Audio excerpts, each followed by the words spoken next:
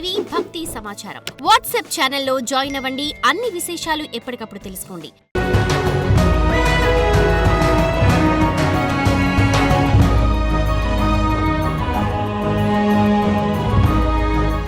ఓం నమః శివాయ ఓం నమః శివాయ ఓం నమః శివాయ ఓం నమః శివాయ. ఓం శ్రీ అరుణాచలేశ్వరాయ నమః. అరుణాచల దర్శని కార్యక్రమంలో భాగంగా ఈరోజు మనం అరుణాచలం కొండ ప్రాంతంలో ఉన్న 7 అద్భుతమైన ప్రదేశాలని వీక్షించే ప్రయత్నం చేద్దాం.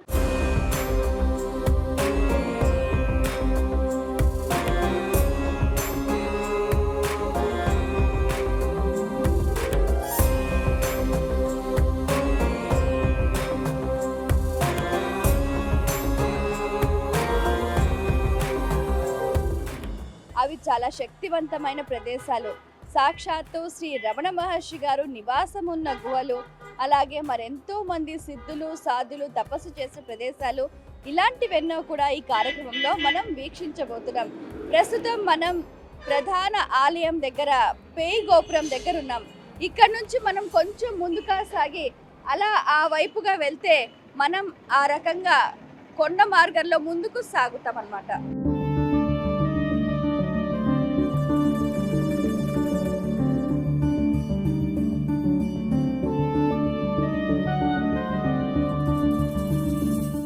అరుణాచల గిరిని మనం సందర్శించే క్రమంలో 7 అద్భుతమైన ప్రదేశాలున్నాయి. అందులో మొదటిది గుహ నమశివాయ్. ఆయన చాలా సుప్రసిద్ధమైన సిద్ధులు.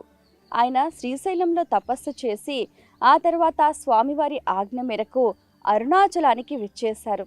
ఇక్కడ స్వామివారి అనుగ్రహంతో తపశ్శక్తితోటి ఆయన ఇక్కడే సిద్ధి పొందారు. అయితే ఈయన వయస్సు ఎంత అంటే 150 ఏళ్ళు బతికారనమాట. చాలా గొప్ప వ్యక్తి, చాలా తపస్సంపన్నులు. ఈయన శ్రీశైలంలోనే అనిమాది అష్టసిద్ధులను కూడా సంపాదించారు. చనిపోయిన వారిని బతికించటంలో దిట్ట. ఒకానొక సందర్భంలో ఒక వ్యక్తి తాను ఇతన్ని పరిశీలిద్దామని చెప్పి తమాషాకి వాళ్ళ అబ్బాయి మరణించాడు, బతికించమని చెప్పు అని చెప్పి నాటకం వేస్తాడు. ఆయన వస్తారు గుహ నమశివాయ, చూస్తారు, తదాస్తు అంటారు. నిజంగానే ఆ బాలుడు చనిపోతాడు. వారికి అప్పుడు ఆ సందర్భంలో ఏం చేయాలో అర్థం కాలేదు. అంటే మహర్షులతోటి సిద్ధులతోటి మనం వేళాకోళంగా అయినా కూడా అబద్ధం ఆడకూడదు అని. అలాగే వారి సిద్ధత్వం, వారి అమరత్వం, వారి తపశక్తి అనేది అమోఘమైనది. ఆ గుహను కూడా మనం ఒకసారి సందర్శించే ప్రయత్నం చేద్దాం.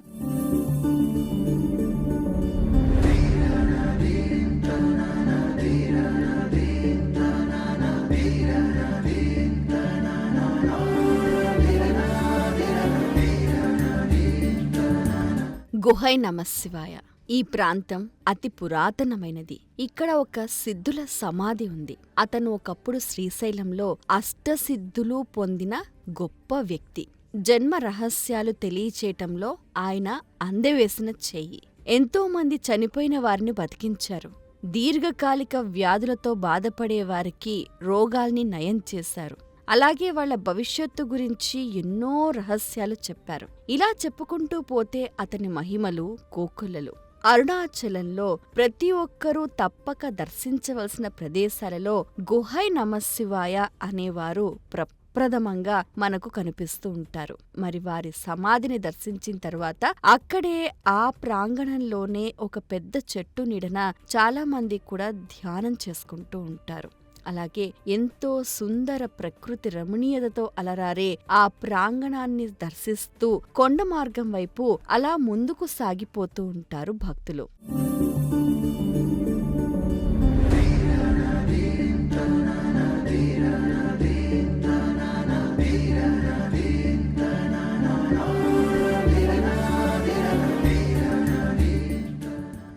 అలా వెళ్ళగా మనకు ములైపాల్ తీర్థం అనే ప్రాంతం కనిపిస్తుంది.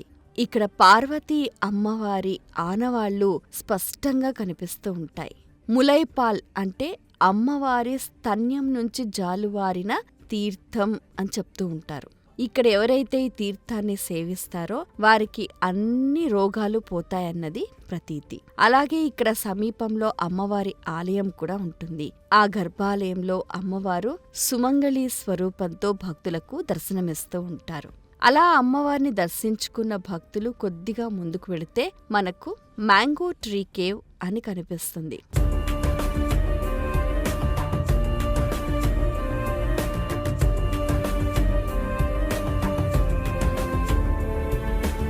ఈ గుహ చాలా ప్రత్యేకమైనది. ఎందుకంటే ఒకప్పుడు రమణ మహర్షి గారు ఈ గుహలో 3 సంవత్సరాల పాటు తపస్సు చేశారు. అందుకే ఆ ప్రాంతం వారి తపశ్శక్తి చేత పునీతమైంది. అలాగే ఈ ప్రాంతంలోనే కావ్యకంఠముని గణపతి కూడా తపస్సు చేసి ఎన్నో గ్రంథాలను రచించారు. అమ్మవారి అనుగ్రహాన్ని పొందారు. ఈ గుహ మార్గం గుండా వెళ్లి చాలా మంది కూడా అక్కడ దర్శిస్తూ ఉంటారు. ఈ మ్యాంగో ట్రీ కేవ్లో ప్రతి నిత్యం అన్నదాన కార్యక్రమాలు విశేషంగా నిర్వహిస్తూ ఉంటారు.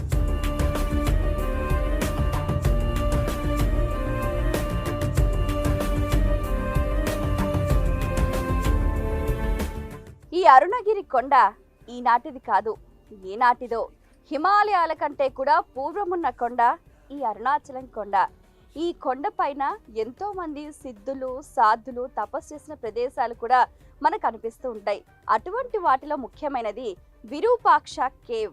ఇక్కడ శ్రీ రమణ మహర్షి గారు దాదాపు 17 సంవత్సరాల పాటు తపస్సు చేశారు.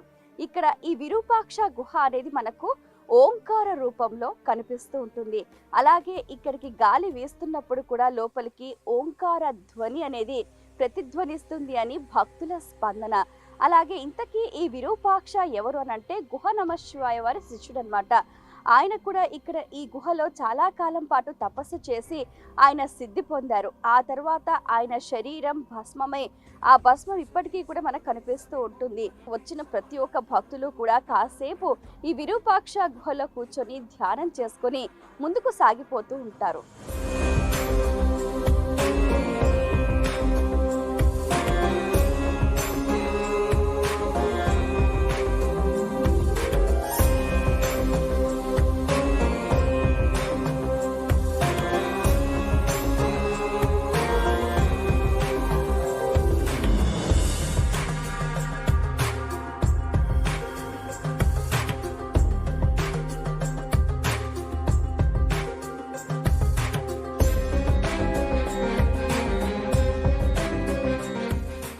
ప్రస్తుతం మనం స్కందాశ్రమంలో ఉన్నాం. స్కంద మహర్షి అనే రమణ మహర్షి గారి శిష్యుడు. పాపం స్వామివారు ఎప్పుడు ఈ అరుణాచలంలో ఎండకు వేడికి మగ్గిపోతున్నారని అతనికి చల్లగా ఉండే ప్రదేశం కోసం వెతుకుతూ ఈ కొండ ప్రాంతంలో స్వామివారి కోసం ఒక గుహను ఏర్పాటు చేశారు. అదే ఈ స్కందాశ్రమం. ఇక్కడ రమణ మహర్షి గారు వారి శిష్యులు ఉండటానికి వీలుగా అద్భుతంగా ఒక చక్కటి ఇంటిని ఏర్పాటు చేశారు. ముందు వెనకాల కూడా ఉద్యానవనాలు, మామిడి చెట్లు, పూల చెట్లు ఏర్పాటు చేశారు. అలాగే అటుపక్కగా కూడా నీళ్ల వసతి కోసం ఒక పాలధారని, నీళ్లధారని కూడా ఏర్పాటు చేశారు.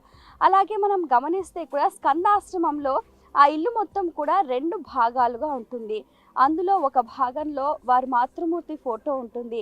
ఇక్కడ హస్తమస్తక సంయోగం అంటూ కూడా మాతృమూర్తి శిరస్సు పైన చేయి పెట్టి రమణ మహర్షి గారు వారి అమ్మగారికి ముక్తి నొసగారు అని చెప్పి కూడా చెప్తూ ఉంటారు. ఇక్కడ రమణ మహర్షి గారు 7 సంవత్సరాల పాటు నివాసం ఉన్నారు. అందుకనే ఈ ప్రాంతానికి ఎక్కడలేని ప్రాశస్త్యం. నిజంగా ఇక్కడ ఈ స్కందాశ్రమంలో ప్రవేశించగానే నిశ్శబ్దం, మౌనం, అలాగే ఎంతో మానసిక ప్రశాంతత లభిస్తూ ఉంటుంది. తప్పకుండా సందర్శించాల్సిన ప్రదేశం స్కందాశ్రమం.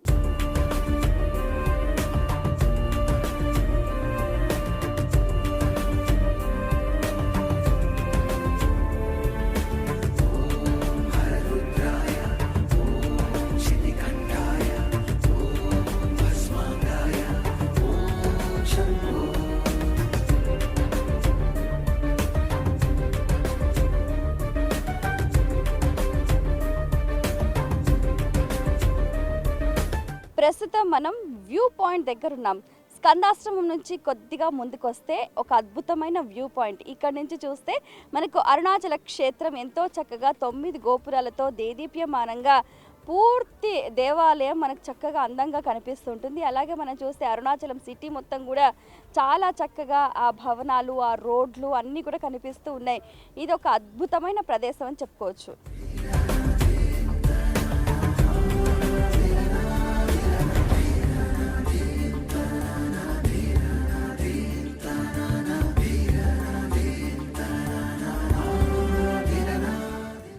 అరుణగిరి ప్రాంతాన్ని సందర్శించే క్రమంలో చాలా అద్భుతమైన ప్రదేశాలని సందర్శిస్తూ ఒక అలౌకికమైన ఆనందం, చూస్తే అద్భుతమైన ప్రకృతి రమణీయత ప్రతి ఒక్క హృదయాన్ని కూడా ఆహ్లాదపరుస్తూ ఉంది. ఇక్కడ మనం గమనిస్తే ఔషధీ గుణాలతో నిండిన ఈ చెట్లు రోగ నిరోధక శక్తిని పెంచుతూ ఉంటాయి.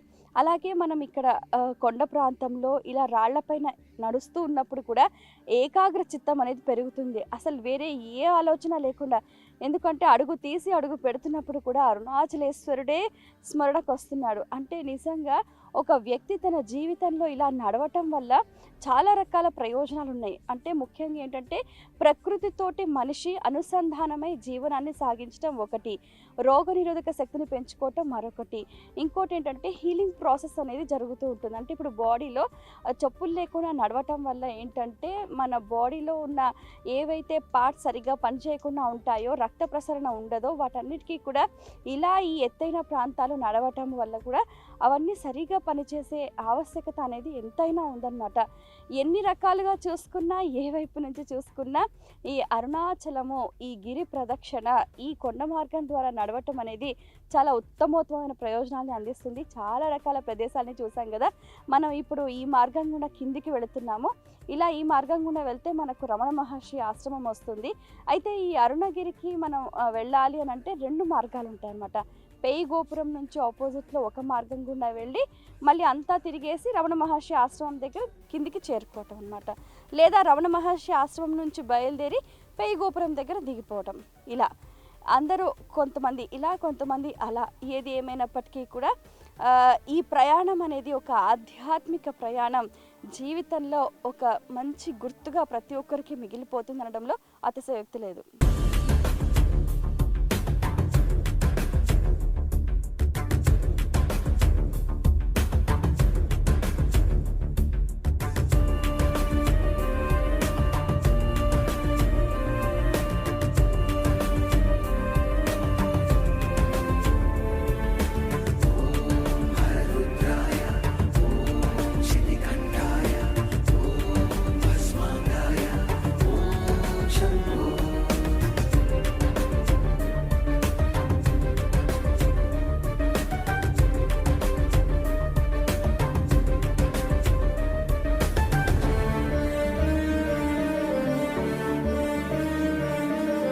ఇప్పటిదాకా ఎంతో చక్కగా అరుణగిరిని సందర్శించి అన్ని ప్రదేశాలని చూసి ఒక రకమైన అలౌకిక ఆనందంతో తిరుగు ప్రయాణంలో రమణ మహర్షి ఆశ్రమం ద్వారా మనం బయటకు వెళ్ళే ప్రయత్నం చేస్తున్నాం. ఇది ఇవాల్టి కార్యక్రమం. మరో కార్యక్రమంలో మళ్ళీ కలుసుకుందాం. అంతవరకు సెలవు. నమస్కారం.